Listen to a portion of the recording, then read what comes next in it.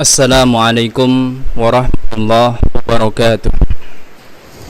Alhamdulillahi rabbil alamin. Wabihi nasta'in ala umurid dunya waddin. Wassalatu wassalamu ala nabiyyina Muhammadin wa ala alihi wa ashabihi wa man tabi'ahum bi ihsanin ila yaumiddin. Kaum muslimin dan kaum muslimat yang semoga senantiasa dalam limpahan rahmat Allah subhanahu wa ta'ala. Alhamdulillah, Allah subhanahu wa ta'ala kembali memudahkan kita untuk melanjutkan pelajaran kita pada program belajar tauhid. Dan ini adalah majelis kita yang kelima. Ini pertemuan kita yang kelima. Pada majelis yang kelima ini kita akan memasuki bagian yang kedua dari pokok bahasan yang kedua dari Kitabul Ilmi, yaitu pembahasan tentang keutamaan mempelajari ilmu agama Allah subhanahu wa ta'ala. Pada pelajaran sebelumnya kita sudah membahas 4 hal dari keutamaan-keutamaan mempelajari agama Allah subhanahu wa ta'ala. Sekarang kita lanjutkan poin yang kelima, yaitu bahwasanya menuntut ilmu agama itu bagian daripada jihad fisabilillah. Menuntut ilmu agama itu bagian dari jihad fisabilillah. Rasulullah sallallahu alaihi wasallam bersabda di dalam hadis yang diriwayatkan oleh Al-Imam Ibnu Majah, dan hadis ini disahihkan oleh Syekh Al-Albani rahimahullahu taala. Nabi kita sallallahu alaihi wasallam bersabda, "Man jaa'a masjidi hadza lam ya'tihi illa li khairin yata'allamuhu aw yu'allimuhu fahuwa bimanjilatil mujahidi fi sabilillah." Man jaa'a masjidi hadza, siapa yang mendatangi masjidku ini. Karena pada zaman Nabi masjid itu adalah markaz ilmu, tempat diajarkannya ilmu agama Allah subhanahu wa ta'ala. Man jaa'a masjidi hadza, siapa yang mendatangi masjidku ini, kata Nabi, lam ya'tihi illa li khairin yata'allamuhu aw yu'allimuhu, di mana dia tidak mendatangi masjidku ini kecuali untuk kebaikan yang ingin ia pelajari atau ingin ia ajarkan. Dia datang ke masjid untuk mengajarkan atau untuk mempelajari ilmu agama Allah subhanahu wa ta'ala. Fahuwa bimanjilatil mujahidi fisabilillah, maka dia kedudukannya setara dengan para mujahid, dengan para pejuang di jalan Allah subhanahu wa ta'ala. Kaum muslimin yang dimuliakan Allah subhanahu wa ta'ala, di dalam lafaz yang lain riwayat Ibnu Hibban, Nabi sallallahu alaihi wasallam mengatakan, "Wa man dakhalahu li ghairi dzalika kana kannadiri ila ma laisa lahu." Dan barang siapa yang memasuki masjidku ini bukan dengan tujuan tersebut, bukan untuk mempelajari ilmu atau mengajarkan ilmu, maka ia seperti orang yang sedang melihat sesuatu yang bukan miliknya. Maka dia seperti orang yang sedang melihat sesuatu yang bukan miliknya. Karena di masjid itu ada ilmu, tetapi dia tidak berhak terhadapnya. Dia tidak bisa mengambilnya, dia juga tidak bisa memberikannya untuk selainnya. Kaum muslimin dan kaum muslimat yang dimuliakan Allah subhanahu wa ta'ala, sahabat yang mulia Abu Ad-Darda radhiyallahu anhu mengatakan, barang siapa yang berpendapat bahwa pergi mencari ilmu, menuntut ilmu itu tidak termasuk jihad di jalan Allah subhanahu wa ta'ala, maka sungguh ia termasuk bagian daripada orang-orang yang kurang akalnya. Dia bagian daripada orang-orang yang kurang akalnya. Jadi jelas bahwasanya menuntut ilmu itu bagian daripada jihad di jalan Allah subhanahu wa ta'ala, bagian dari perjuangan di jalan Allah subhanahu wa ta'ala. Sebabnya adalah karena menuntut ilmu itu merupakan bagian dari usaha menjaga dan membela agama Allah subhanahu wa ta'ala. Menuntut ilmu itu bagian dari usaha untuk menjaga dan membela agama Allah subhanahu wa ta'ala. Kemudian poin yang keenam dari keutamaan menuntut ilmu adalah bahwasannya menuntut ilmu itu merupakan sebab mendapatkan keridhaan dan mendapatkan doa dari para malaikat. Sebagaimana dikatakan oleh Nabi sallallahu alaihi wasallam, dalam hadis yang diriwayatkan oleh Al-Imam Ibnu Hibban dan disahihkan oleh Syekh Al-Albani rahimahullahu taala, innal malaikata tadau ajnahitaha li talibil ilmi ridan bima yasna, ya.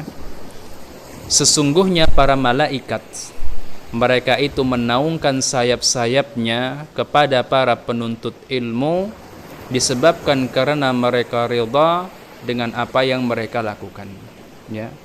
Para malaikat itu menaungkan sayap-sayapnya kepada orang yang mempelajari ilmu agama Allah Subhanahu wa taala sebagai bentuk keridhaan para malaikat terhadap apa yang sedang mereka upayakan dari mempelajari dan memahami agama Allah Subhanahu wa taala. Karena para malaikat adalah makhluk-makhluk Allah Subhanahu wa taala yang senantiasa taat kepada Allah Subhanahu wa taala. Mereka itu tidak pernah bermaksiat kepada Allah Subhanahu wa taala sedikit pun. Dan mereka itu ridha dengan semua bentuk ketaatan kepada Allah Subhanahu wa taala yang dilakukan oleh anak-anak manusia. Karenanya mereka menaungkan sayap-sayapnya untuk para penuntut ilmu dan mendoakan kebaikan bagi mereka.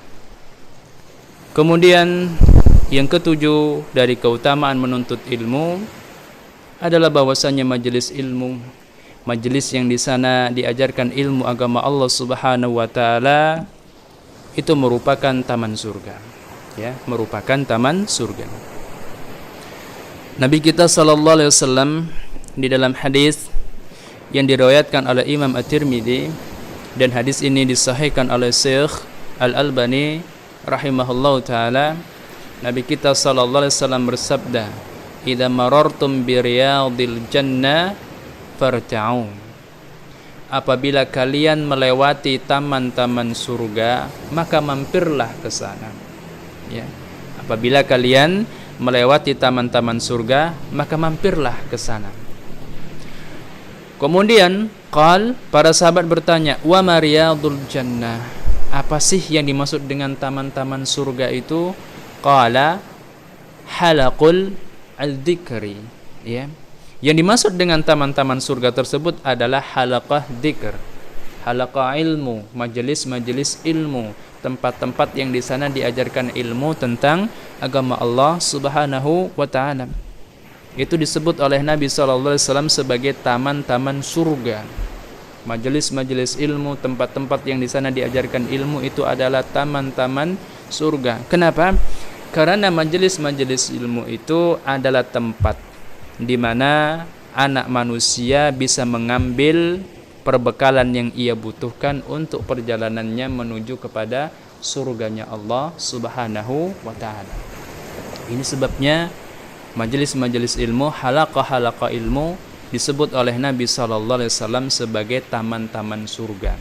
Dan kita diperintahkan untuk mampir ke sana agar kita bisa mengambil perbekalan yang kita butuhkan untuk perjalanan kita yang teramat panjang menuju kepada surganya Allah Subhanahu wa taala.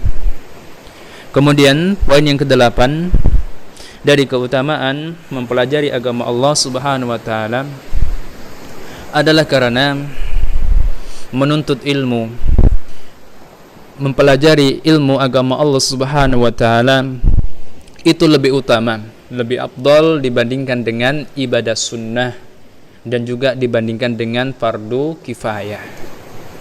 Rasulullah sallallahu alaihi wasallam bersabda di dalam hadis yang diriwayatkan oleh Imam At-Tabarani dan disahihkan oleh Syekh Al-Albani rahimahullahu taala, beliau mengatakan fadlul ilmi khairun min fadlil ibadah wa khairu dinikum al-wara, ya.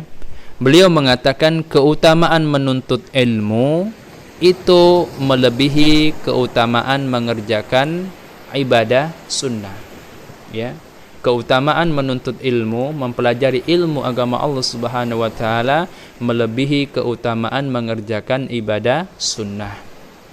Wa khairu dinikum al-wara, dan sebaik-baik agama kalian adalah al-wara, ya. Wara itu adalah upaya maksimal menjaga diri agar tidak terjatuh di dalam hal-hal yang diharamkan oleh Allah Subhanahu wa taala. Dan ini termasuk puncak ketakwaan. Seorang hamba itu berupaya maksimal untuk menjaga dirinya agar tidak terjatuh ke dalam hal-hal yang diharamkan oleh Allah Subhanahu wa taala, sebagai bentuk penjagaan dirinya dari adab Allah Subhanahu wa taala. Ya. Nabi mengatakan keutamaan menuntut ilmu melebihi keutamaan mengerjakan ibadah-ibadah sunnah, dan sebaik-baik agama kalian adalah sifat wara', menjaga diri dari hal-hal yang diharamkan oleh Allah Subhanahu wa taala. Dan wara' itu hanya terwujud ketika seorang hamba memiliki pemahaman yang baik tentang perintah dan larangan Allah Subhanahu wa taala. Wara' itu hanya akan terwujud ketika seorang hamba memiliki pemahaman yang baik tentang perintah dan larangan Allah Subhanahu wa taala. Dan itu semua hanya bisa didapatkan dengan jalan menuntut ilmu. Nah, kemudian sahabat yang mulia Ali bin Abi Thalib mengatakan, al-ilmu afdalu minas saim al-qaim al-mujahid. Ya. Al-alimu afdalu minas saimi al-qaimi al-mujahidi. Orang yang berilmu itu lebih afdal, lebih utama, lebih besar ganjaran pahalanya atas amalan-amalannya, ya, dibandingkan dengan orang yang rajin puasa, rajin salat dan berjihad di jalan Allah Azza wa Jalla, tetapi tidak berilmu. Ya. Ini perkataan siapa? Perkataan sahabat yang mulia Ali bin Abi Thalib. Orang yang berilmu, orang yang memahami agama Allah Subhanahu wa taala dengan baik itu lebih afdal, lebih mulia dan lebih besar ganjaran pahala amalannya dibandingkan dengan orang yang rajin puasa, rajin salat dan juga berjihad di jalan Allah Subhanahu wa taala tetapi tidak berilmu. Ya. Kemudian sahabat yang lain, Abu Hurairah radhiyallahu anhu mengatakan, ya, Abu Hurairah radhiyallahu anhu mengatakan, sungguh aku mempelajari satu bab ilmu tentang perintah dan larangan lebih aku sukai daripada 70 kali melakukan jihad di jalan Allah Subhanahu wa taala. Ini perkataan sahabat yang mulia Abu Hurairah radhiyallahu anhu. Ya, sahabat, bagian dari sahabat yang paling banyak meriwayatkan hadis Nabi sallallahu alaihi wasallam. Beliau mengatakan, ya, mempelajari satu bab ilmu saja tentang perintah dan larangan, mempelajari satu pokok bahasan tentang perintah dan larangan Allah Subhanahu wa taala, itu lebih disukai olehnya dibandingkan dia berjihad 70 kali di jalan Allah Subhanahu wa taala. Tentang perkataan Abu Hurairah radhiyallahu anhu ini, Al-Imam Ibnul Qayyim rahimahullah mengatakan ini jika sahih, maksudnya jika sahih ucapan ini berasal dari beliau Abu Hurairah radhiyallahu anhu, maknanya adalah lebih aku sukai daripada jihad tanpa ilmu. Ya, lebih aku sukai daripada jihad tanpa ilmu. Kenapa? Karena amalan tanpa ilmu kerusakannya lebih banyak dibandingkan daripada kebaikannya. Kerusakan yang diakibatkan amalan-amalan yang tidak didasari oleh ilmu itu lebih besar dibandingkan dengan kebaikan-kebaikan yang hendak diusahakan, yang diniatkan oleh orang-orang yang mengamalkannya. Itu artinya bahwasannya di dalam kita beramal, ya, kita wajib berilmu. Tidak bisa bermodalkan semangat saja atau bermodalkan niat yang tulus saja, tetapi juga harus dibangun di atas ilmu. Ya, bagaimana amalan-amalan tersebut dilakukan sesuai dengan yang diinginkan oleh pembuat syariat, yaitu Allah Subhanahu wa taala. Dikerjakan sesuai dengan tuntunannya Rasulullah sallallahu alaihi wasallam. Kemudian Al-Imam Al-Hasan Al-Basri rahimahullah mengatakan, orang yang berilmu lebih baik daripada orang yang juhud terhadap dunia. Ya. Orang yang berilmu itu lebih baik, lebih afdal, lebih mulia dibandingkan dengan orang yang juhud terhadap dunia. Dan orang yang bersungguh-sungguh di dalam beribadah. Ya. Dan orang-orang yang bersungguh-sungguh di dalam beribadah kepada Allah Subhanahu wa taala. Al-Imam Sufyan Ats-Tsauri rahimahullah mengatakan, "Ma'ala mu'amalan afdalu min talabil ilmi wa hifdhihi liman aradallahu ta'ala bihi khaira." Ya. Aku tidak mengetahui ada suatu bentuk ibadah pun yang lebih baik daripada mempelajari ilmu dan menghafalkan ilmu bagi orang yang Allah Subhanahu wa taala kehendaki kebaikan untuknya. Pada pelajaran yang lalu sudah kita sebutkan tanda kalau Allah Subhanahu wa taala menghendaki kebaikan seorang hamba adalah Allah Subhanahu wa taala berikan kepadanya pemahaman yang baik tentang urusan agamanya. Ya. Dan Al-Imam Ats-Tsauri rahimahullah mengatakan bahwasanya beliau tidak tahu ada sebuah ibadah, ada sebuah amal saleh yang lebih baik dibandingkan dengan mempelajari ilmu dan menghafal ilmu bagi orang-orang yang telah Allah Subhanahu wa taala kehendaki kebaikan untuk mereka. Iya. Kemudian Al-Imam Asy-Syafi'i rahimahullah mengatakan, "Mataqarraba ila Allah taala bi syai'in ba'dal fara'id afdalu min talabil ilmi." Tidak ada suatu amalan pun yang lebih baik, yang lebih bisa mendekatkan seseorang kepada Allah Subhanahu wa taala, ya, setelah berbagai macam kewajiban, maksudnya setelah menunaikan kewajiban-kewajiban syariat daripada menuntut ilmu syar'i.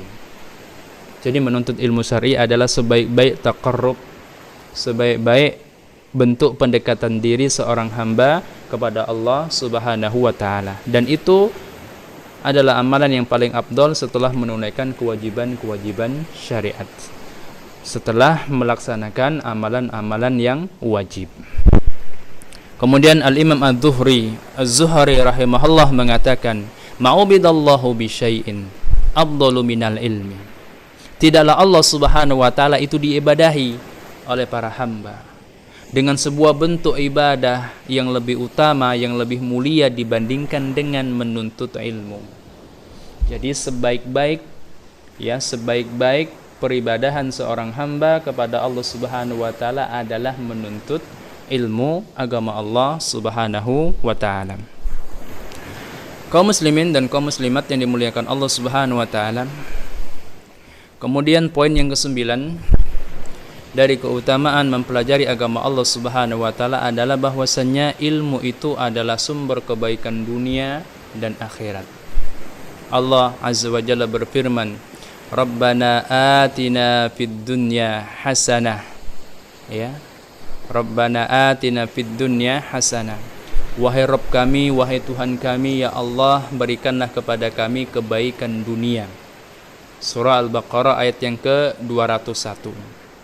Al-Imam Al-Hasan Al-Basri rahimahullah mengatakan, yang dimaksud dengan kebaikan dunia adalah ilmu dan ibadah. Ya. Maknanya ketika seorang hamba itu meminta kebaikan dunianya, dia minta diberi ilmu tentang agama Allah Subhanahu wa taala, ya, dan diberi taufik untuk beribadah kepada Allah Subhanahu wa taala di atas ilmunya. Ya, itu kebaikan dunia, yaitu pemahaman yang baik tentang agama Allah Subhanahu wa taala dan peribadahan kepada Allah Subhanahu wa taala di atas ilmu. Dan firman Allah Subhanahu wa taala, "Wa fil akhirati hasanah." Dan kebaikan di akhirat. Rabbana atina fid dunya hasanah wa fil akhirati hasanah. Ya Allah, berikanlah kepadaku kebaikan dunia, yaitu ilmu dan ibadah, dan juga kebaikan akhirat. Beliau rahimahullah mengatakan, yang dimaksud dengan kebaikan akhirat adalah surga. Dan surga itu hanya bisa dicapai dengan ilmu dan ibadah yang sahih kepada Allah Subhanahu wa taala. Kemudian Al-Imam Ibnu Wahab rahimahullah mengatakan, aku mendengar Sufyan Ats-Tsauri rahimahullah berkata, kebaikan dunia adalah rizki yang baik dan ilmu, sedangkan kebaikan di akhirat adalah surga. Iya. Kaum muslimin dan kaum muslimat yang dimuliakan Allah Subhanahu wa taala. Ini adalah doa yang paling ringkas tetapi paling lengkap. Ya. Doa paling ringkas tetapi paling lengkap. Seandainya seseorang itu tidak berdoa kepada Allah Subhanahu wa taala kecuali dengan doa ini saja, maka sungguh ini sudah mencukupi bagi dirinya untuk kebaikan hidupnya di dunia dan keselamatan hidupnya di akhirat. Ya, karena ketika Allah Subhanahu wa taala berkehendak, berkenan mengabulkan doanya, memberikan kebaikan dunia dan akhirat kepadanya, maka ini sudah mencukupi seluruh hajatnya dunia dan akhirat. Dia diberi ilmu oleh Allah Subhanahu wa taala tentang agamanya. Kemudian dia diberi taufik oleh Allah Subhanahu wa taala untuk beribadah kepadanya di atas ilmunya, dan keduanya inilah yang akan menghantarkannya kepada surganya Allah Subhanahu wa taala di dalam kehidupan akhiratnya. Kaum muslimin dan kaum muslimat yang dimuliakan Allah Subhanahu wa taala, itu ya 9 hal dari sekian banyak hal yang menjadi keutamaan di dalam menuntut ilmu agama Allah Subhanahu wa taala. Ya. Poin yang ke-9 tadi adalah bahwasanya ilmu merupakan sumber kebaikan dunia dan akhirat. Keutamaan-keutamaan mempelajari ilmu agama masih banyak, tetapi insyaallah 9 poin yang kita bahas pada pertemuan yang keempat dan yang kelima ini mencukupi untuk memberikan gambaran kepada kita betapa mulianya amalan mempelajari agama Allah Subhanahu wa taala. Mudah-mudahan menjadi motivasi bagi kita semuanya untuk menjadi penuntut ilmu hingga akhir hayat kita. Iya. Pada pelajaran ini kita alhamdulillah telah membahas 5 hal dari keutamaan menuntut ilmu agama. Ya, yang pertama adalah bahwasanya menuntut ilmu agama itu bagian dari jihad di jalan Allah Subhanahu wa taala. Yang kedua, menuntut ilmu agama itu merupakan sarana untuk mendapatkan keridhaan dan doa para malaikat. Ini luar biasa. Karena malaikat itu makhluk yang tidak pernah bermaksiat kepada Allah Subhanahu wa taala, dan doanya didengar dan diijabah oleh Allah Subhanahu wa taala. Siapa yang ingin senantiasa didoakan oleh makhluk-makhluk yang suci ini, yang doanya didengar dan diijabah oleh Allah Subhanahu wa taala, hendaknya dia menjadi penuntut ilmu. Kemudian yang ketujuh, majelis ilmu itu merupakan taman-taman surga, yang di sana seorang hamba bisa mengambil perbekalan yang dia butuhkan untuk perjalanannya menuju surganya Allah Subhanahu wa taala. Kemudian yang ke-8, menuntut ilmu itu lebih utama dibandingkan dengan ibadah sunnah dan fardu kifayah. Sebabnya adalah karena ya, ibadah sunnah ini merupakan pelengkap, tambahan untuk menutupi kekurangan-kekurangan yang ada pada ibadah-ibadah yang wajib. Sedangkan pokok syariat, tujuan dasar dari agama adalah melaksanakan perintah dan menjauhi larangan Allah Subhanahu wa taala. Dan yang ke-9 adalah bahwasanya ilmu adalah sumber kebaikan dunia dan akhirat bagi seorang hamba. Iya. Kesimpulan dari pelajaran kita yang kelima ini adalah bahwasanya ilmu itu merupakan keberuntungan, ilmu itu merupakan sebab keberuntungan seorang hamba dalam kehidupan dunia dan akhirat. Karenanya Allah Azza wa Jalla memerintahkan hamba-hambanya untuk berdoa kepadanya, ya, Rabbana atina fid dunya hasanah wa fil akhirati hasanah, ya. Karena sebagaimana yang dikatakan oleh Al-Imam Al-Hasan Al-Basri, yang dimaksud dengan kebaikan dunia itu adalah ilmu dan ibadah, dan yang dimaksud dengan kebaikan akhirat adalah surganya Allah Subhanahu wa taala. Kaum muslimin dan kaum muslimat yang dimuliakan Allah Subhanahu wa taala, untuk pelajaran yang kelima ini kita cukupkan sampai di sini. Dan ini juga artinya kita telah selesai dari pokok bahasan yang kedua Kitabul Ilmi, yaitu keutamaan mempelajari agama Allah Subhanahu wa taala. Pada pelajaran berikutnya kita akan masuk pokok bahasan yang ketiga, yaitu keutamaan orang-orang yang berilmu dan mengajarkan ilmu. Kita cukupkan sampai di sini. Nas'alullaha an yuwaffiqana fi kulli ma yuhibbuhu wa yardah. Kita memohon kepada Allah Subhanahu wa taala agar Allah Subhanahu wa taala senantiasa memberikan taufiknya kepada kita pada hal-hal yang dicintai dan diridhoinya. Iya, naktafi bihadzal qadar. Billahi taufik wal hidayah. Wassalamualaikum warahmatullahi wabarakatuh.